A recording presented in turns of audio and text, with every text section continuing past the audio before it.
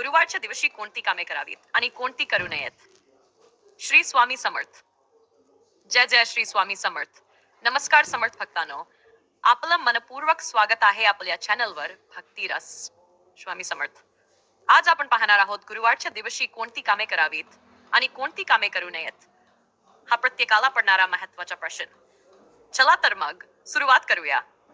मार्गशीर्ष महिन्यातील गुरुवारच्या दिवशी केस धुवावेत का, फरशी बसवावी का आणि दैनंदिन कामांमध्ये कोणत्या गोष्टी टाळाव्यात, हे सर्व दिंडोरी प्रणित सेवा मार्गदर्शनानुसार सविस्तर जाणून घेऊया.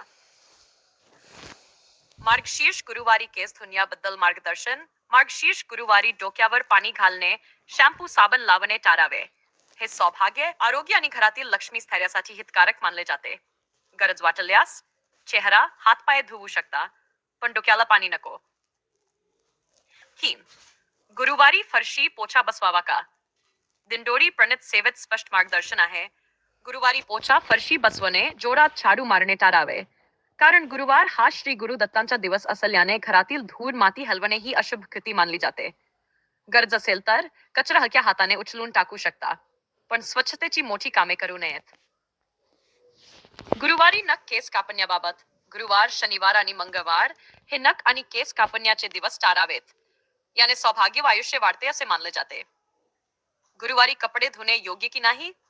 शक्यतो कपडे धुणे टाळावे, विशेषतः मोठे कपडे, बरीच भांडी, भारी घरकाम, परंतु अत्यावश्यक 1-2 कपडे असल्यास धुवू शकता. मार्गशीर्ष गुरुवारी काय करावे.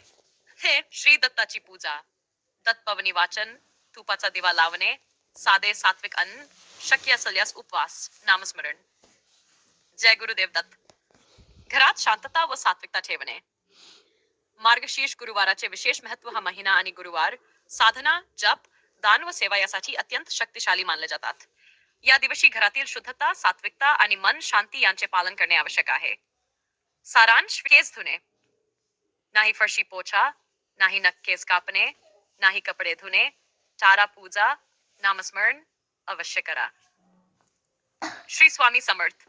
जर ही माहिती उपयुक्त वाटली असेल तर लाईक, शेअर, सबस्क्राईब करायला विसरू नका. हवं असेल